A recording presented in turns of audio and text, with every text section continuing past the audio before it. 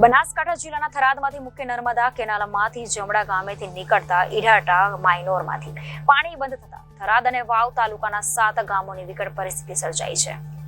ખેડૂતોએ લાખો રૂપિયાના ખર્ચો કરી પાકનું વાવેતર કર્યું અને છેલ્લી ઘડીએ સિંચાઈનું પાણી ન મળતા પાક મૂરઝાવા લાગ્યો છે।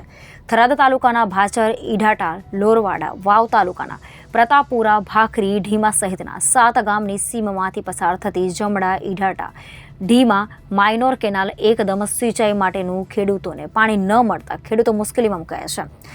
જો કે રાત દિવસ કાળી મજૂરી કરી અને લાખો રૂપિયાના ખર્ચા કરીને પાક તો તૈયાર કર્યો, પરંતુ છેલ્લી ઘડીએ સિંચાઈ માટેનું પાણી ન મળતા અત્યારે ખેડૂતોએ ઉગાડેલો પાક મૂરઝાવા લાગ્યો છે।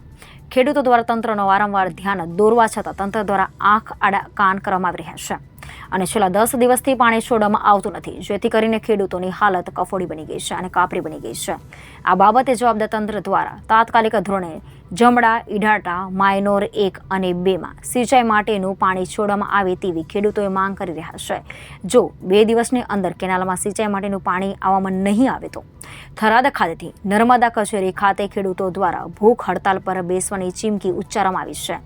જો કે વધુમાં આ બાબતે નર્મદા વિભાગના જવાબદાર અધિકારી જોડે ટેલિફોનિક સંપર્ક કરતા તેમના દ્વારા જણાવવામાં આવ્યું હતું કે જે મેઇન કેનાલમાંથી પુરવઠો આપવામાં આવે છે તે પુરવઠો રાજસ્થાનનું પાણીનું લેવલ આછું પડે છે, માટે ફોલ્ડિંગ પાઇપો દ્વારા પાણી મળવું મુશ્કેલ છે, જેના કારણે અમે ખેડૂતોને પાણી આપી શકતા નથી। જો પાણી પુરવઠો મેઇન કેનાલમાં વધશે તો ખેડૂતોને પાણી મળશે, જેવો જવાબ આપ્યો હતો। જો કે આ બાબતે ઢીમા ગામના સ્થાનિક ખેડૂતો પટેલ જેમલભાઈ દ્વારા જણાવવામાં આવ્યું હતું કે નર્મદા વિભાગના અધિકારીઓ દ્વારા અમને સિંચાઈ માટે પાણી અપાતું નથી, છેલ્લે અમારે એક પાણીની જરૂર છે, ત્યારે નર્મદા વિભાગ દ્વારા પાણી અપાતું નથી। ખેડૂતોની આવી અમારી દશા કરીને મૂકી છે।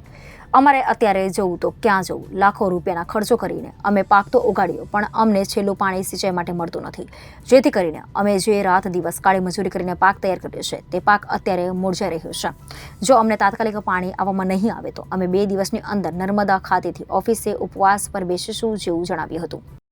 ઈઢાટા માઇનોર 2 એની અંદર છેલ્લા 10 દાડા થયા, રાતકથી ખેડૂતો વાટ લીધા છતાં પણ પાણી કોઈ જાતનું મિલતા નથી। ખેડૂતો મોંઘા ભાવના બિયારણો, દવાઓ ખર્ચા કરી અમે એકદમ ખર્ચમાંથી ખલાસ થઈ ગયા હતા, છતાં પણ અધિકારીઓને વારંવાર ટેલિફોન રજૂઆત કરી છતાં પણ પાણી અમને રાતે 2-4 કલાક મળતું નથી। દાવશે તો મળે જ ન મળે, ક્યારે મળતું નથી, પણ રાતે મળતું નથી।